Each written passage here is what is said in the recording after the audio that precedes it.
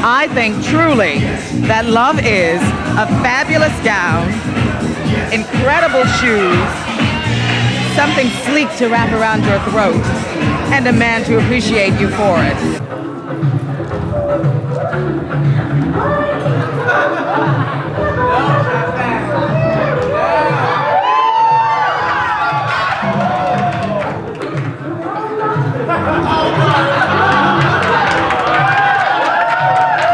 We'd just like to thank everyone for coming to our little party. Our fabulous party. For coming.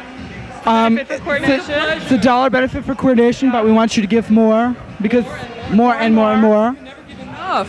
True. True. Mr. Helms' war chests are growing by the minute. Exactly. He doesn't like us too much. But you will win. We will win in the end. In the end. Let's give a kiss to the camera. Bye. Actually, I have something to say about this. I think love is kind of an ancient idea about kind of funky romantic thing that I have not been able to grasp at this point. I'm hoping to. Love to me is a long, hard, stiff dick. Plant it right between my legs and sometimes in the kisser. Love is something that comes from here and it emanates and it releases itself from here. It depends. Sometimes it releases itself from a higher chakra and other times it comes from the lower chakras. This is what love is. Love is when I'm going down on his dick, sucking on his penis, sucking on his cock. This is what love is, baby. Licking his balls. It's hot. This is what love is, baby.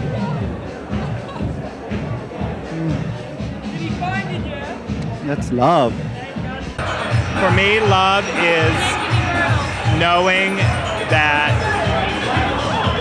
you are your own person, despite what others think, because if there were no other people left on this earth, on the globe, and you were all by yourself, you would only have yourself to love. And of course the sun, you'd have to love the sun.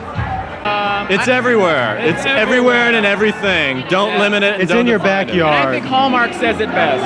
Always. Always. Oh, absolutely. And I recommend it to most people. Yeah, I've been in love, but I don't think that's the same thing as loving somebody. I just got laid, that's all. No, I have been in love once, I believe. But who can know? Oh, I was in love once. I think. Or was it lust? I don't know. It hurt when it was over, so I guess that's love. With some things, not another human being, but, well, a few human beings, but no one specifically, yeah. Yes, once. Only once. That was Richard. Richard was my only love. The only problem was we couldn't stand each other. We loved each other from afar, usually overseas. This is one of the only times I've had fabulous love. Right here. One of? Am I gonna fall? No, okay, there's different kinds of love. I love to be in a room full of queers. I love to be in a room full of queers. That's why I only hang around with gay men like Rock and Malcolm, you know. If I can't marry him, I don't want to fuck him, you know, kind of thing. And I just feel more secure. They're more loving, they're more gentle, more sensitive to a woman's needs. I always get the compliments and the nurturing, the physicality that I don't get from straight men, you know. Rock was always so advisory on my descents with men, you know, because Rock had the same problems too. It was sad, quite sad. Oh, Liz, shut up. Come on, honey. You're just like those gay men because they won't tell you to shave your face, get some electrolysis on those legs, and just pull it together. They just look at you and swoon, and that's the only reason you like the They love me even if I'm fat. Oh, honey, they don't love you. They just want to cut on that poison like everybody else. Who the fuck are you kidding, girl? What was the question? Maybe myself, but I don't care. What was the question? I think let your hair. Oh, honey. Look, honey, my hair is nicer than yours. We We were best friends.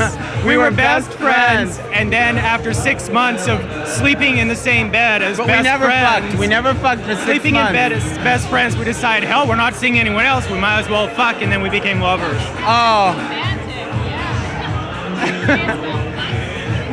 He's the best friend I've ever had. And he also happens to be the best fuck I've ever had, so what more could you want, really? Really? I mean... A best friend that fucks you. I love him. I love this guy. I've been with him for 7 years. The first time was maybe 12 years ago. I was 8. And I was in love. I don't think he was in love with me, but I was in love. But what can one do? Well, at that age, you get over it quickly. I was 14. No, he was a mortician, and he was 37 years old. And yes, he did have a coffin in his apartment that looked like a couch. The first time, I was this lovely little guy named, well, I can't say, he'll be really embarrassed, but it was a wonderful time, and I apologize for breaking it off, but I had other things to do, I had other careers to do, and I'm sure he understands, but I love you.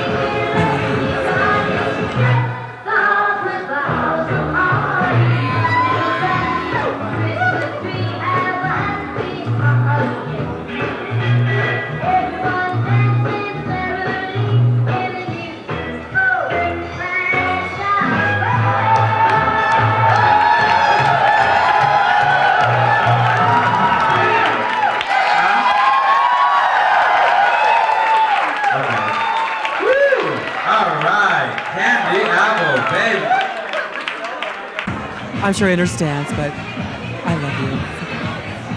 I was just telling her about my friend Hyman, that last time I seen her, we were riding a horse. But 17, there were simpler times. Living in New York City as a little beautiful boy. Or was I a girl? What were you, Liz? I've always been a woman, 100% woman. I am woman, hear me roar. Honey, that's what that wig's doing. It's natural, and don't you believe otherwise? Yeah, and so are Cher's tits. Oh yeah, plenty come into the diner, but you know they're just not quite the right one yet. No. No, I'm out of love now. I gotta go get a fill up, if you know what I'm saying. It's on E, baby. Well, no. I'm too busy being a career woman and a rich woman at that. I ain't got time for no love. Why? Because love ain't paying the rent. It ain't paying my insurance bill to Mount Sinai. And it certainly ain't paying the IRS yet. I want to be in love every day. Of course I want to be in love. What a silly question, honestly. Of course. It's just like falling off a horse. You have to get right back on it and ride it again. I hope so. I would love to fall in love again. But I believe that this generation is in love with being in love, and that the last generation was forced to be in love.